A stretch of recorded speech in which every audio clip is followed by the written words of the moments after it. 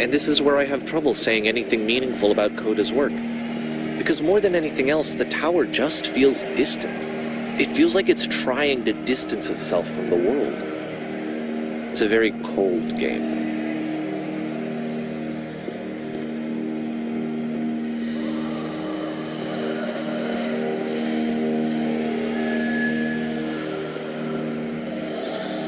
This room actually has a maze in it. Except that all the walls of the maze are invisible. And then every time you touch one of the walls, there's this awful flashing and noise, so the experience is really miserable. The game goes beyond not being meant to be played, it actually seems to despise the player for trying to play it at all. But I do want to show you the rest of the levels, so when you're ready to continue, press enter and I'll put a bridge over the maze.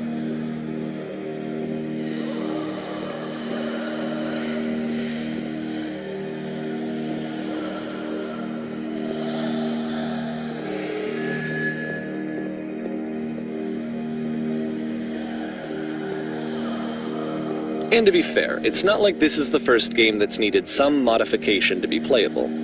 Like the house cleaning game. You know, that one used to actually loop the cleaning chores and you just cleaned a house forever. I had to cut it off so that you could exit the house and the game would actually end.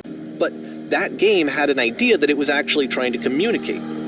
What's the deeper idea behind the invisible maze? The only way past this challenge is to randomly guess the 6-digit code. Like the invisible maze, it's frustrating to me, because it's the opposite of everything else that Coda has made. It doesn't encourage thought or engagement. It doesn't ask anything of me, except a lot of my time. If I could have reached him during this time, then maybe I could have asked him, but I couldn't. I still don't really understand why this is here. I'll put the code on the ground for you here, though, so that we can move on.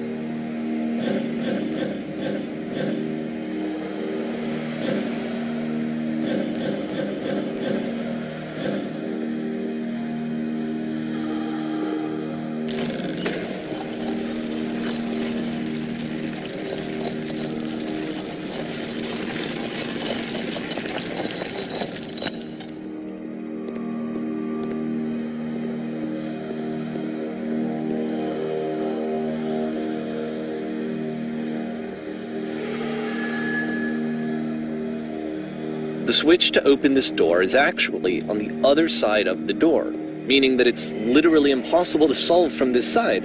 So even if you somehow brute forced your way through the first 2 challenges, and you got to this point, there's actually just no way to progress. And it's scary for me, the idea of Coda cutting himself off entirely, just saying, you know, that's it, that's the end of the conversation, not giving me any way to fix the problem. I feel like a failure, I guess, when I can't fix the problem. But I can open this door for you, so let me do that. Was I a failure for not understanding this game? I mean, I don't know why I would be. It's not like everything needs to have a solution, but I feel it somehow. I feel like I failed, and I don't understand why. I remember, it's June of 2011, I'm playing this for the very first time, and as I'm playing, I'm thinking to myself, I don't know this person. I have no idea who this person is. It wasn't the guy I knew, it wasn't my friend. I had come to so many conclusions from looking at all of his work up to this point, and then suddenly none of them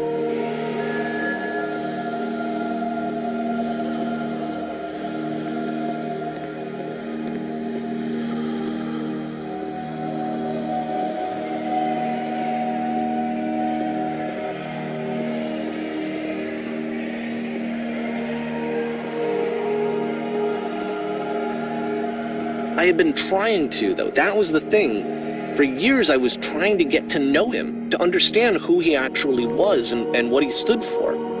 I asked him so many times to please just tell me what his games mean to him. I asked him please to tell me what the 3 dots mean. And he wouldn't.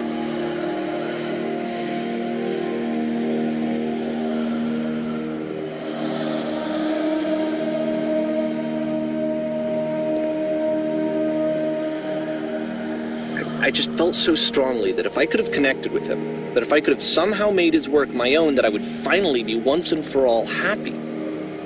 It was that I needed to see myself in someone else. I needed to be someone other than me. But he stopped and left, and it felt somehow like I had failed.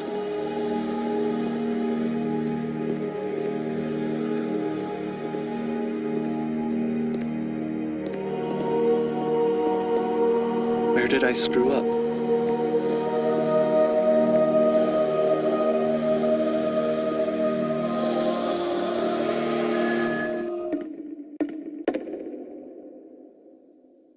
I'm the reason that you stopped making games, aren't I?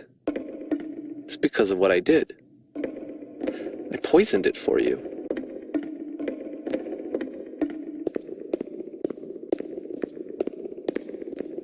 I don't think I ever told you this, but when I took your work and I was showing it to people, it actually felt... it felt as though I were responsible for something important and valuable. And the people who played them, they treated me like I was important. They really listened and cared about what I had to say. Even though I was showing your work, I felt good about myself. Finally, for a moment, while I had that, I liked myself.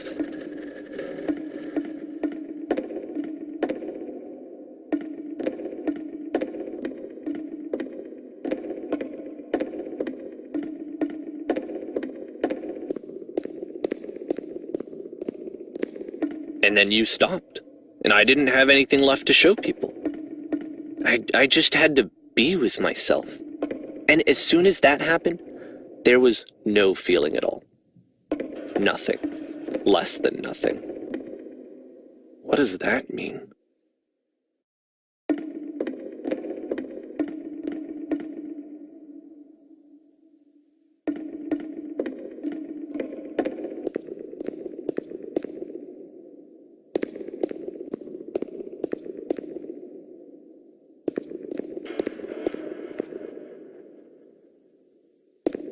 I'm afraid that I did something really stupid because I don't like myself.